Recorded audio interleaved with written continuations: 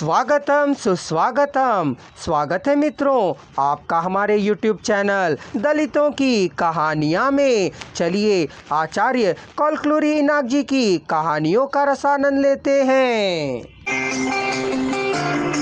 अयवारू उसे पसंद है, पर अस्पृश्यता, शुचि, शुभ्रता आदि से ही उसे परेशानी होती है।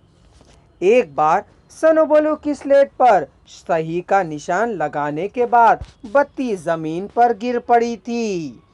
अयवारू ने उठाओ कहा। सनोबोलू ने स्लेट पर सही का निशान देखा, नीचे गिरे बत्ती को देखा। उठाओ के कहने पर गुरुजी की बात को भी सुना। उसे उठाने के लिए उसे छूना होगा, हाथ लगेगा, अयवारू के प्रति अपचार की आशा होगा। क्या करना है उसकी समझ में नहीं आया। अयवारू झुककर उसे उठा नहीं सकते थे। उन्होंने सोचा कि सनोबोलू ने सुना नहीं है, अतः फिर कहा, उठाओ।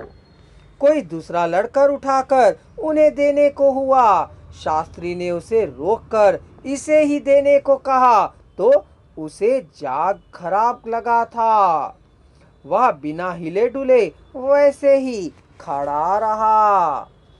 चमार हरामजादे कह अय्यावारू के कहने पर उसे सनक सवार हुई। उठा रे कहते ही ले रे कह डाला। बाद में उसे खराब लगा। अय्यावारू अवाक रह गए। इसने कितनी बड़ी बात कह दी है कि छटपटाने लगे।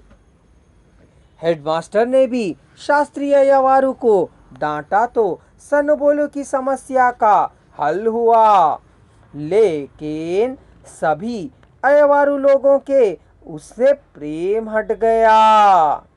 6वीं कक्षा के तेलुगु अय्यावारू आचारी मात्र ही उससे प्यार से व्यवहार किया करते थे। सड़क के दोनों ओर गांव होने के कारण सड़क तंग हो गई थी। घर से बाहर आकर लोग शोभा यात्रा देखने लगे थे। इससे लोगों की कतार लंबी हो गई थी, क्योंकि सड़क तंग हो चली थी।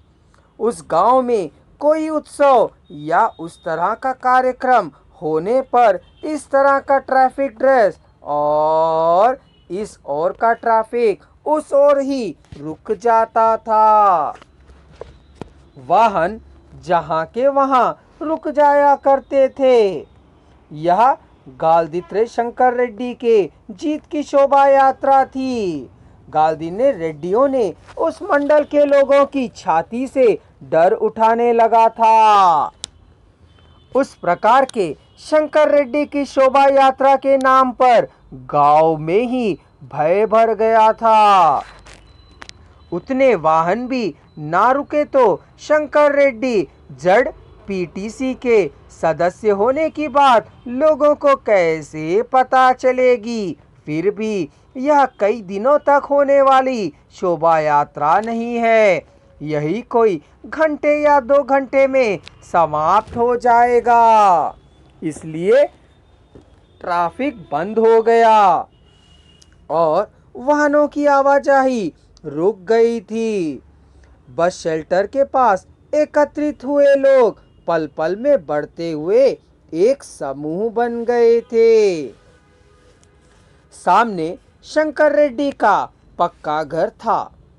अम्मैया हल्दी के पानी, पान के पत्ते, उसके साथ सुपारी और चूने के साथ आरती की थाली लेकर तैयार थी।